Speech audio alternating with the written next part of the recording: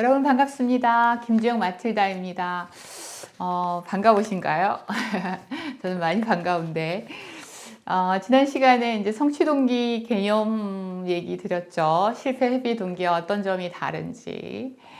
사실 우리가 학동기를 해서 공부 잘하는 아이로 키워나가는 데 필요한 내용을 얘기를 드리고 있는 것 같지만 사실은 이 공부라는 것이 평생 가는 거는 사실 아니에요. 그죠? 20살이 넘으면 이제 자기의 역할을 해 나갈 텐데, 이 학교 때 배웠던 이 모든 것들이 기초화되어서 이제 정말 자기 인생을 살아가는 그 어떤 기초라 그럴까요? 자양분이 됩니다. 그런 의미에서 필요한 내용들이어서 하는 거지. 제가 단순하게 이제 요 순간에, 요 학년에 성적을 올리는 여기에는 별로 저는 좀 관심이 없고요. 어머니들도 그것이 인생의 전부를 다 결정하는 것은 아니다. 더군다나 요즘은 그 80세, 90세까지 사는 동안에 직업이 수없이 바뀌고요. 또 그 자기가 해야 되는 자기 자긍감을 확인하는 방법들이 달라지고 있습니다.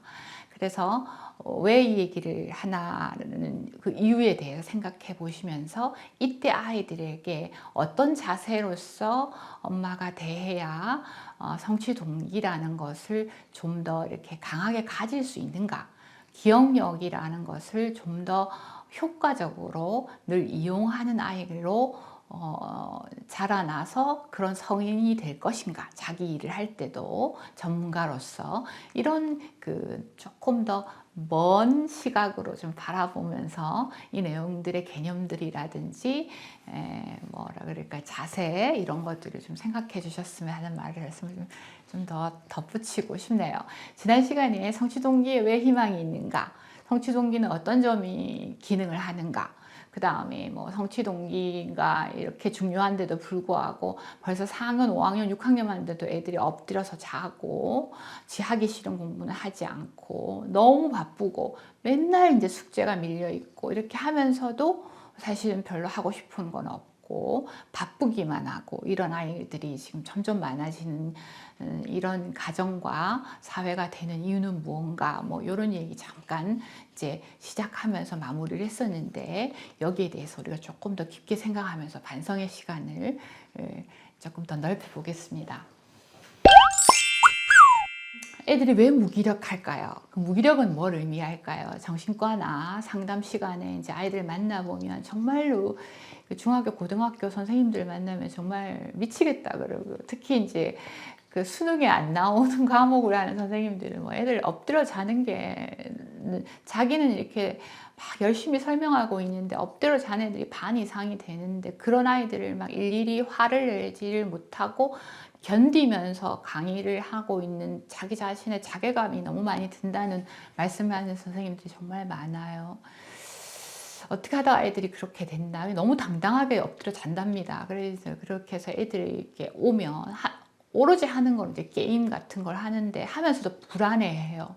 게임이 너에게 어떤 즐거움을 주니 하면 또 뭐 그렇지도 않고, 그저 그냥 지금 현실에서 오는 고통을 잠시 잊는데 애들이 이제 급급하면서도 또 그 수학이나 이런 중요 과목의 성적이 떨어지는 것은 늘 불안해합니다. 그래서 제가 중고등학교에 가서 이 무기력이 갖는 문제에 대한 정신적인 그 아이들의 그 상처에 대한 내 포커스를 좀 맞추어서 한 번 더 얘기를 더 드리고 싶긴 한데, 무기력은 어떻게 우리가 해석을 해야 되냐 하면 세계가 닫혔다는 얘기입니다. 아예 이 현실에 몸만 있을 뿐이지 생각은 있고 싶지 않다라는 것을 드러내고 있는 것이죠. 그 다음에 그러나 내가 여기에 그래도 몸이라도 앉아 있는 이유는 엄마가 너무나 열심히 이제 학원에 돈을 내고 있고, 또 학원에서 아무것도 들어봤자 내가 무슨 말 하는지 학원 선생님이 이해가 안 되는 거예요. 수준이 너무 높게 가버려서 내가 반은 못 알아듣고 있지만 그래도 잠을 졸면서라도 안 빠지고 가는 것은 나름대로 엄마에 대한 협력이라고 표현을 하는 그 5, 6학년의 학생들을 내가 보면서 참 슬프다라는 생각을 조금 했어요. 그 다음에 어떻게 보면은 또 시간을 죽이고 있는 자기 자신에 대한 그 학대적 표현입니다. 그래서 굉장히 이게 그 자기 자신도 괴로움의 어떤 표현이다라는 것들을 엄마도 알 필요가 있고요.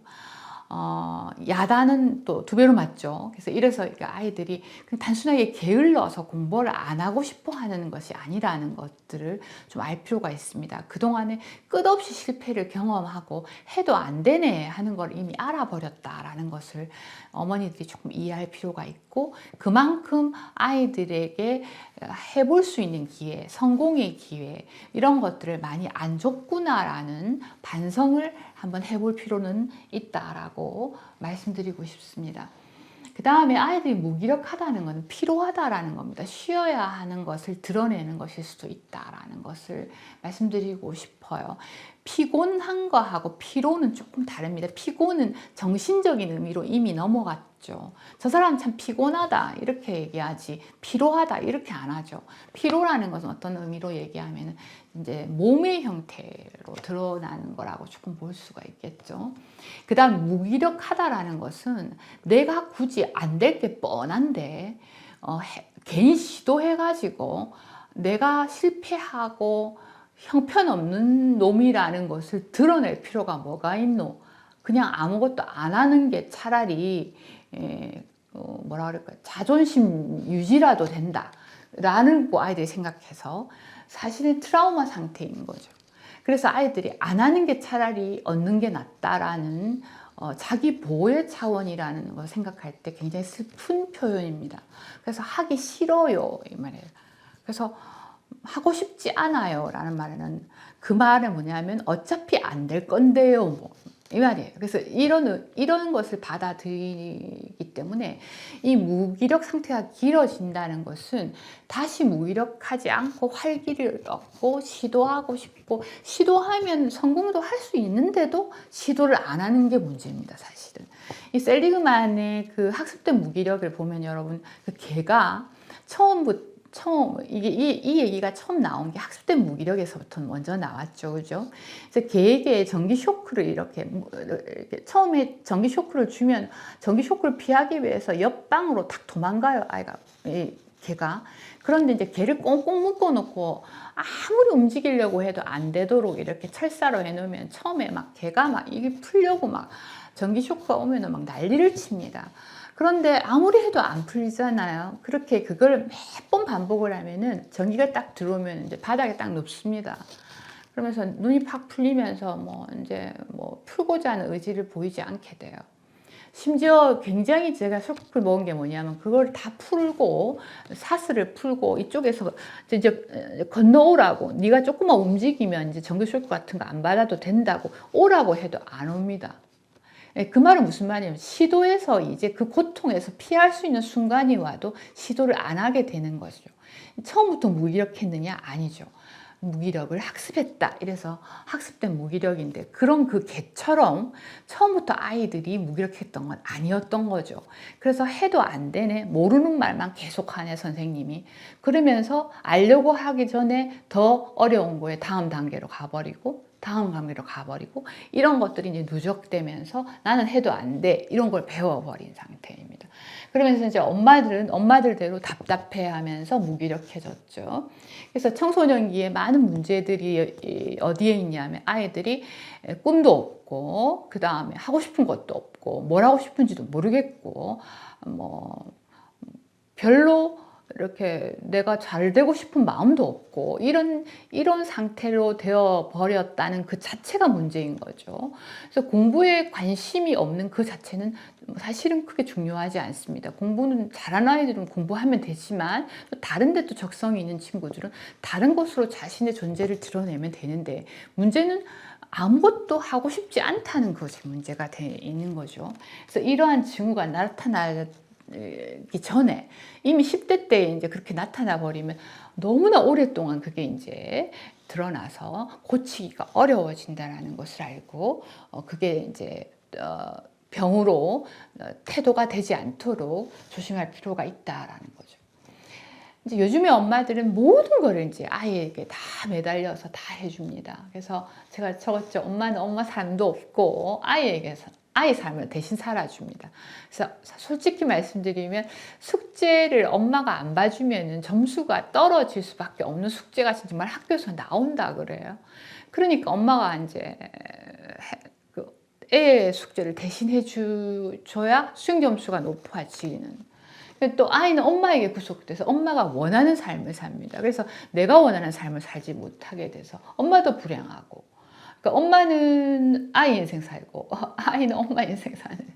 그래서 헬리콥터처럼 와서 이제 미리 다 이렇게 여기로 가면 이제 이게 길이 없네. 여기로 가라, 여기로 가라 이렇게 해가지고 아이가 스스로 어느 길로 갈지를 정하기 전에 시간을 단축시키는 이런 인생이 이제 되고 있고, 엄마가 결국 잘 살았나 하는 것조차도 엄마 인생으로 평가받고 있는 게 아니라 아이가 좋은 대학 가고 좋은 직업 가지면 엄마가 잘 살은 것 같은, 이렇게 이제 아이가 얼마나 공부를 잘하느냐가 엄마의 이제 값어치인 것처럼 내가 인생 잘 살았네 하는 것을 다른 사람들이 봐주는 것 같은 이런 것이 팽배해 있는 것이 이제 요즘에 상황이 되고 있지 않나.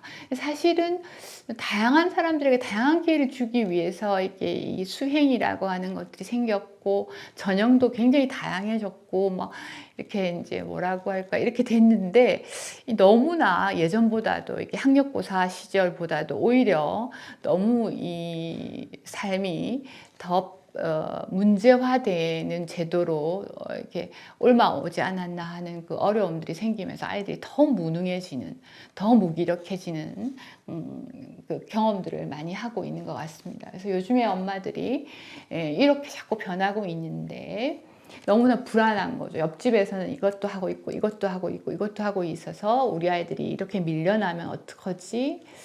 그래서 이거 시켜야 되지 않을까? 이런 생각들을 자꾸만 하게 되는데, 그래서 조금 더 빨리, 제 옆집보다 하나 빨리, 한 단계 더 위에 거, 이렇게 자꾸만 하고 있는데, 우리는 이것들을 자꾸 봉헌하면서 결국 자기 인생을 살 것은 우리 아이다. 그 다음에 이제 내가 어릴 때 이루지 못했던 거, 우리 아이가 이렇게 살았으면 하는 것은 내가 바라는 나의 이상인 거죠. 아이가 바라는 자기의 꿈이 아니라는 것을 알고 투사하지 않고요. 그 다음에 내 아이가 잘하는 것은 옆집 아이가 잘하는 것과 다르다라는, 아까 우리 지능 시간에 저번에 말씀 제가 드렸죠. 다양한 지능관에서 볼 때 누구나 남들보다 뛰어난 어떤 영역의 지능이 있다는 것을 말씀드렸습니다. 그것들을 다르게 해석해서 그 강점화한다면 우리는 누구든지 삶의 가치로서 자신의 역할을 하면서 살아갈 수 있다. 공동체 안에서 이거를 좀 생각하고요. 그래서 제가 스스로 동기유발법을 찾아서 내가 뭘 했을 때, 나 근사한 사람이야. 나 이거 어려웠지만 이뤘어. 나 참아냈어. 하는 것들이 있어줘야 내가 내를 사랑하게 됩니다. 어려움을 극복해 본 적이 있어야 내가 다음번에 어려움이 왔을 때도 할 수 있겠다라는 생각이 드는 거죠. 그래서 아이들이 힘들고 실패했을 때 내가 탁 도와주고 싶고 내가 가서 다 해주고 싶은 마음을 조금 누르고 아이들이 스스로 자생력을 좀 기를 수 있도록 좀 무덤덤하게 이렇게 바라봐주는, 제가 그랬죠. 날개가 이렇게 스스로 생겨야 날개할 수 있다고. 옆에서 찢어주면 날개지 못한다는 말씀 제가 드렸죠. 그 다음에 아이가 성공하는 거지 엄마가 성공한 게 아닙니다. 그래서 이렇게 엄마가 하라는 대로 했잖아요. 이렇게 말 많이 하잖아요. 그죠? 아이가 바라는 삶이 아니었다라는 것을 알고. 자, 그러면 아이가 앞으로 내가 죽거나 살 그 100년에 사는 얼마나 아이 속에 얼마나 많은 그 아이 영혼 속에 대단한 우주가 있을지, 또 그 아이가 살아갈 앞으로의 100년은 어떤 세상이 펼쳐질지, 무엇이 더 값진 그 역할이라고 할까요? 그런 것이 될지 우리는 상상할 수가 없다라는 것을 알고 지금 준비시켜 놓는 것이 정말 값어치 있는 그 발현이 될지는 알 수 없다라는 것을 말씀드리고 싶습니다. 자, 질문해 보죠. 우리 아이가 처음부터 무능하지 않았어요. 무기력 안 했어요. 옛날에 굉장히 재밌었던 것들, 뭐 열심히 하고 세상 모르고 막 이렇게 빠졌던 것들이 있었었죠. 그래서 거기에 막 몰입을 하고 막 했는데, 이제 그만해. 수학 문제 세 장 풀어. 이렇게 이런 식으로 충분히 놀 수 있는 시간을 안 줬고, 생기 있게 막 있었었던 적도 있었을 텐데, 내가 뭔가 다른 애들이 해 나가는 그 속도와 이게 뒤처지지 않기 위해서 과제를 가지고 오고 그 아이의 적성을 무시하고 몰입하는 내용을 생각하지 않고 똑같은 커리큘럼에 따라서 학원의 커리큘럼에 따라서 그 반에 들기 위해서 준비시키고 했던 것은 없었나? 그 다음에 남과 다른 우리 아이만의 특이한 점, 남과는 다른 집중력을 보이는 우리 아이의 어떤 장점, 그 다음에 그것들을 뭔가 이렇게 부딪히고 또 해보고 찾아보고 뭐 읽어보고 이럴 수 있는 취미나 그런 시간을 쓸 수 있겠나. 그렇게 놀고 이렇게 할 때 빨리 학원 가거라 이런 식으로 하진 않았는가. 그 다음 남들 배우는 거 똑같이 우리 아이도 꼭 배워야 하나. 안 배우면 안 되나. 우리 아이는 또 다른 거 하면 안 되나? 정말 꼭 해야 하나? 이런 질문들을 한번 해보시면서 우리 아이 특유한 동기유발 방법들, 내가 내 자신을 아는, 우리 지난 시간에 메타도 배웠죠? 메타인지도 알아가는 방법들을 내가 계속 똑같이 키우면서, 요즘의 아이들과 똑같이 키우면서 이것들을 말살시켜서 아이들의 무능감 내지는 무기력을 더 양산시키는 엄마.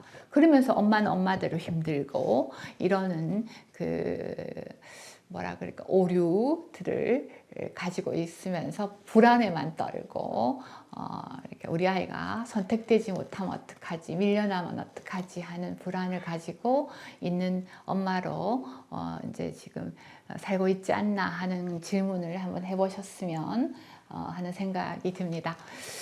다음에 우리가 이제 중고등학교 가서 조금 더 이 문제 게임 얘기를 좀 하면서 제가 그 게임이 왜 빠져드는지 어떻게 할 건지에 대한 얘기를 할 때 동기와 같이 연결 지어서 상담의 차원에서 말씀을 조금 드릴 때 다시 한번 오늘 한 내용들을 다시 되짚도록 해보도록 하겠습니다.